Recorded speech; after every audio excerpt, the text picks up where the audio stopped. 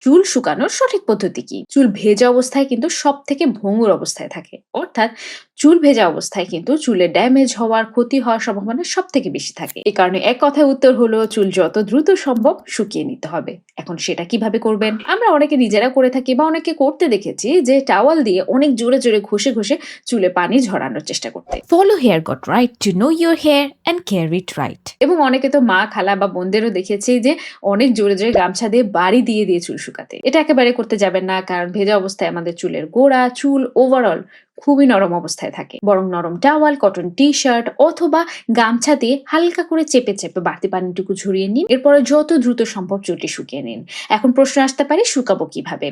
যদি গরমের দিন হয়ে থাকে এবং যদি আপনি মনে করেন যে আপনি ফ্যান খুব জোরে ছেড়ে দিয়ে খুব দ্রুত শুকিয়ে নিতে পারবেন, সেটা করুন। অথবা হেয়ার ড্রায়ারে একদম লো হিট সেটিং এ দিয়ে সেটা একটু দূরে ধরে ব্যবহার করতে পারেন, অথবা কোল্ড সেটিং এ দিয়েও চুলটা শুকিয়ে নিতে পারেন। তবে কোনো অবস্থাতেই রোদে গিয়ে চুল শুকানোর চেষ্টা করবেন না। সূর্য ক্ষতি কিন্তু শুধুমাত্র ত্বকে নয়, চুলেও হয়ে থাকে।